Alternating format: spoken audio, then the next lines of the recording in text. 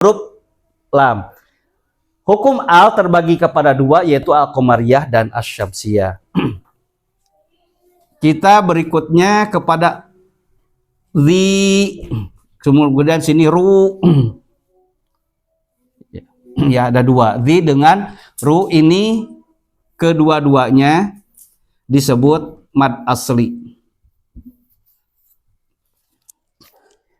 Kenapa ini disebut mad asli? Alasannya karena ya mati setelah kasroh. Kalau ini ru karena waw mati setelah dhammah. Jadi mad asli hurufnya ada 3. 1 alif jika ada setelah patah. Kedua waw dulu lah. Waw jika ada setelah dhammah, iya jika adanya setelah kasroh, kemudian alif jika adanya setelah fathah. Dikumpulkan dalam lafaz nuhiha. Nuhiha itu mad asli. Mad asli ini masuk kepada hukum al. Hukum mad. Hukum mad ada 2. 1 disebut dengan mad tabi'i.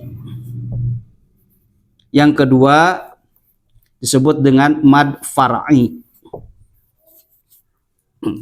Mad tabi'i alias mad asli, kemudian mad far'i. Jadi mad asli masuk kepada hukum mad. Kaparu berarti sama, cuma ini alasannya waw mati setelah dhammah, kalau ini ya mati setelah kasroh.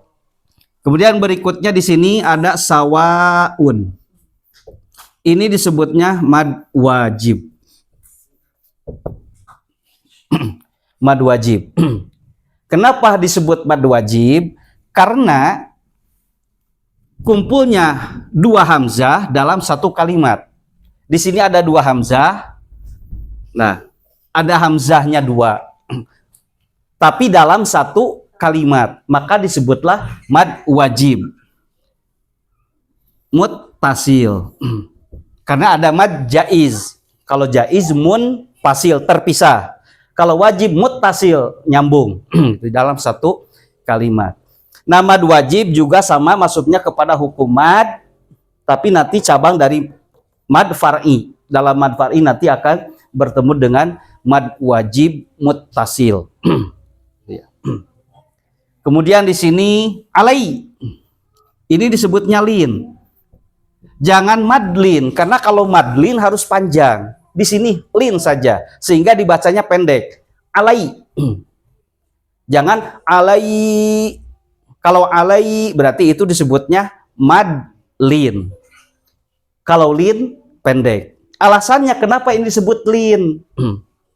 Karena ya mati berada setelah patah. Nah, di sini huruf lin ada 2. Alif, iya dan waw. Iya dan waw. Kedua-duanya huruf lin, iya dan waw. Kedua-duanya harus berada setelah patah. Tulin. Kedua-duanya harus berada setelah patah. Alai dibaca pendek. Nah, disebut linnya karena ini berada di tengah kalimat. Karena kalau berada di akhir kalimat itu boleh disebut dengan mad lin sehingga dibaca panjang. Ya. Ini harus dibaca pendek, lin. Ya. Kemudian him. Nah, di sini disebutnya ikhfa, disebutnya izhar syafawi.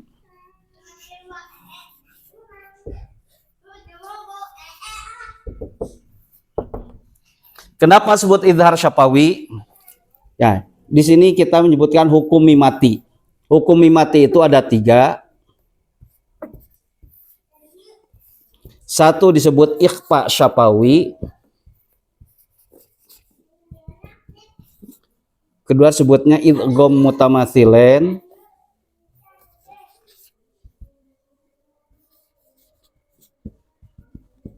Ketiga, idhar syafawi.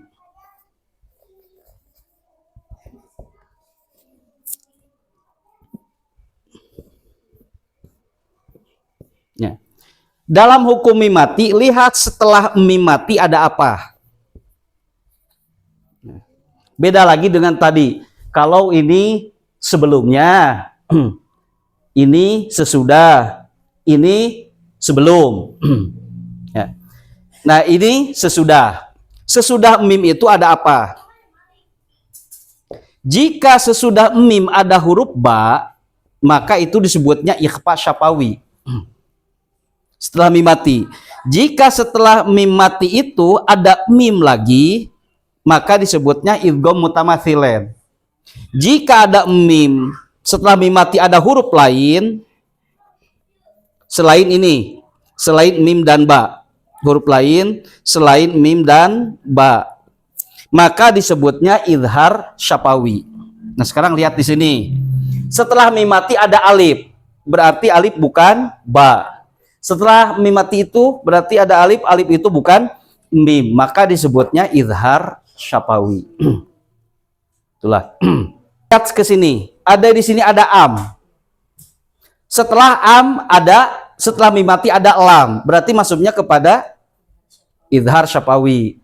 Lam setelah mim mati ada ta, berarti masuknya kepada idhar syafawi. Ini kemudian hum tuh. Hum setelah mim mati ada alif, berarti disebutnya idhar syafawi. Berikutnya adalah masalah nun mati pada lafadz anzar, tunzir. Ya. Di sini ada nun mati, ada nun mati. Hukum nun mati biasanya dengan tanwin. Ada yang nun mati, ada yang tanwin. Jika ada nun mati atau tanwin, setelah nun mati dan setelah tanwin itu nanti akan bertemu dengan huruf apa? Nah, di sini hukumnya ada 4. Yang pertama ada yang sebut dengan idhar, kedua ada yang sebut dengan idgham, dan ketiga ada yang sebut dengan iqlab, keempat ada yang sebut dengan ikhfa.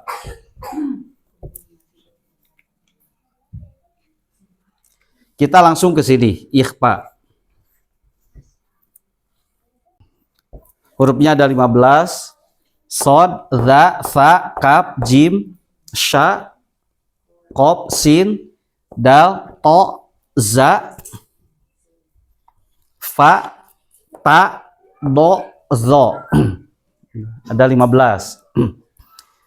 Nah, di sini dia setelah nun mati ada za. Nah, ada za. Maka disebutnya ikhfa. Alasannya karena setelah nun mati ada za atau nun mati menghadapi za. Ya.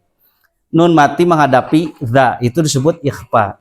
Cuman di sini ikhfa nanti akan terbagi. Ada yang disebut dengan ikhfa aqrab, ada yang disebut dengan ikhfa ab'ad, ada yang disebut dengan ikhfa awsat.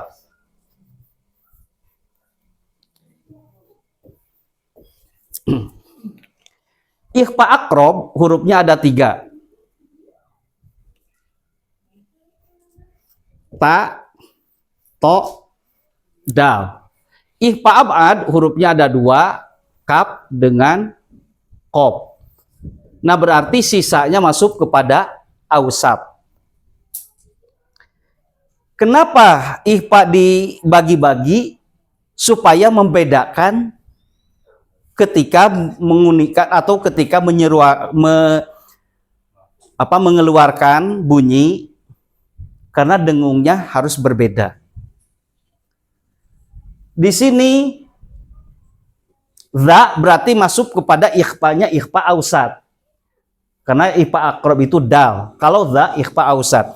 Sehingga ketika mengucapkan harus dapat bainal idhar wal idgham. Bainal idhar wal idgham.